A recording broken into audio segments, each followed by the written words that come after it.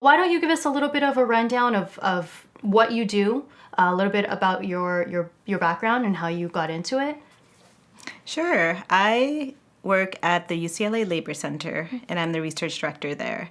And we partner up with community groups, worker centers, unions, like folks working on labor, immigrant rights issues, pretty much anyone that's maybe having like a hard time in our economy. And we develop research projects together.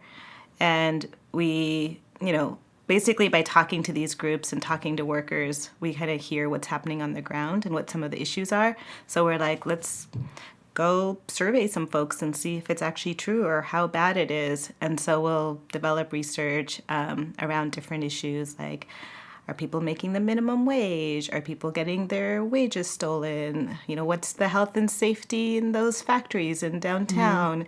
How are car wash workers doing? So we'll kind of capture their experiences and bring it together. So you work really closely with individuals, it sounds like. We do, like individuals who are kind of like on the front lines of a lot of this work. How did you get into it?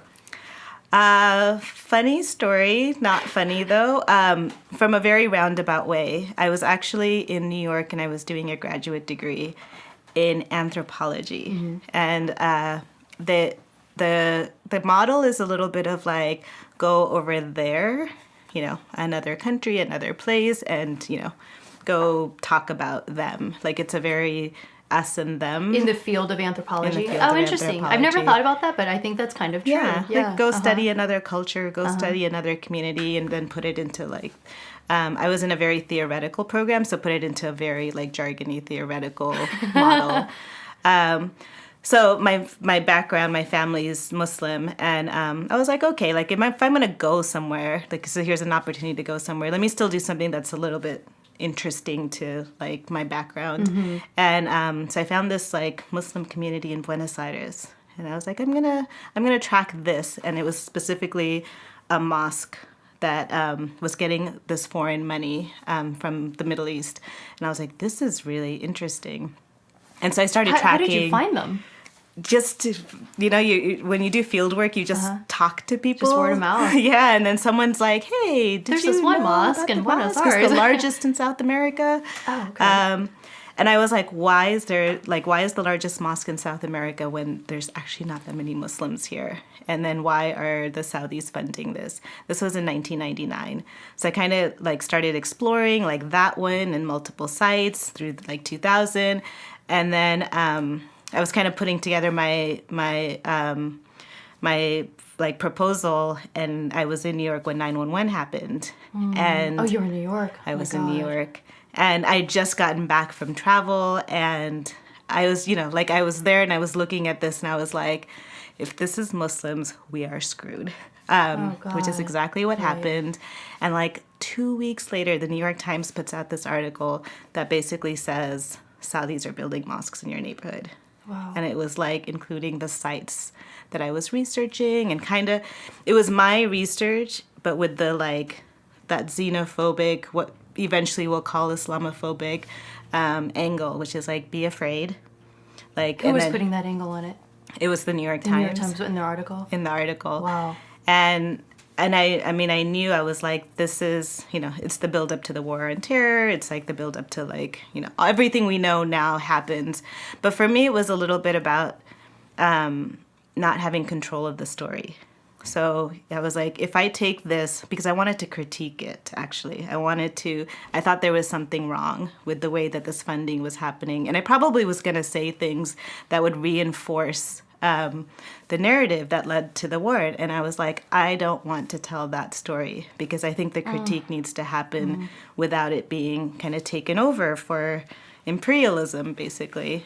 And I started working with this community, with a couple of communities. I found this part-time research job to do the impact on like taxi drivers, and what was the impact of 911 on the wages of folks living in the lower Manhattan area, and how can we get more FEMA aid to them around like hate crimes in Brooklyn against like the mosque. And actually it was like the mosque, the temple, like all these communities were suddenly getting hit by like an earlier white supremacist kind of movement. And I was like, I want to work with the communities directly who are impacted and find a way for them to tell stories. And I did that for like 10 years out of the university, like working for these research organizations. And it was all about elevating stories you don't hear otherwise. And rather than like someone else telling your story or going into like the institution, whether it's the university or, you know, like these other institutions. And I just kind of kept doing that. So even my approach, like here at UCLA, it's all about like what is your story? And then how can we use research as a tool to bring it forward, to name the issue, and then also to, you know, be able to use that to you know, improve policy or bring change or raise awareness. And how has that been this whole time? Because at this point, I mean, it's been 20 years, 15 something years since you've been doing that. Have you seen like a big change? I mean, at least in terms of like people understanding other people's perspectives or whatever it is. I think it's getting better. Like one of the things kind of in doing this for so long now is what we realize is that, you know, we talk about like economic injustice or environmental injustice and all the different ways that systems kind of keep like voices or experiences suppressed. And one of the organizations I was with, we started saying that there's like a research injustice because a lot of times who's telling the story gets valued differently. So especially when you kind of put, like if you bring out a report and say like this community group that works with domestic workers, you know, had a key role in it, like how quickly the methodology will get challenged, how quickly like, oh, is this really research? You know, this looks like advocacy. You know, anything that kind of like has that like kind of community aspect to it. It's like, why is that not legitimate? Like, why aren't we seeing community voices as experts and kind of like, you know, what's really, who's really considered the experts and who do we really value? So then we created this model called the research justice, which you is mentioned like, that in our back and forths, and I was like, I actually don't totally know what research justice is. we made it up. Oh, you made it up? Okay. I mean, it sounded legit to me. I mean, we made it up in that process. So, you know, like there's a lot of models in the world of research, like participatory action research, community-based research. And this was trying to take that model and push it further. Like, what does it mean to take some of the most like silenced folks and say, you know, they're actually the folks, that, you know, the most marginalized folks, and say like they're the ones who are the experts. And what do they need in terms of tools to be able to tell their stories? And how can we challenge narratives out there that are harmful and negative? Or yeah, like, you know, who's got the power in the storytelling and to really shift that balance. I've noticed that there, you know, sometimes we put out stuff now and it's got really strong community, like a really strong community component. And, you know, whether it's like the press or academics or, you know, other folks will like see the community as the experts and will listen. So that's when I know that there's been some success and some shift in kind of like democratizing that process. I mean, this show is kind of trying to do the same thing, right? Yeah, no, like, absolutely. Who gets valued and who gets airtime, it's like the same thing in research. Do you guys also talk to employers? We have talked to employers. We've done a couple of studies, partially because, you know, that's part of the story. And sometimes like employers, especially when you get to like mom and pop employers and individual employers who are trying to like work in this like very competitive economy, we want to hear that side too. So our two biggest studies, one was on car wash employers, and then the other one was around folks in the state who hire domestic workers, and that's like folks who clean your house, or you hire for childcare support, or for kind of senior care disability support. And it was partially to like, you know, what are your practices in terms of being an employer, but also what support do you need? Like, what are the challenges to being able to pay well, or you know, follow follow regulations or laws, or, you know, like what's happening, you know, what can we do to like think about this together. I think that's great, because kind of back what you were saying about like getting judgment, or like the research justice, like getting judgment just because of what type of group people are, or what they're, you know, what people assume your motive is or whatever. That I'm assuming that's probably what the backlash is. It's like, well, they're going to be one-sided or whatnot. So I think that's kind of cool that you guys try to get it from different angles. Yeah, we have, but we are also very labor focused.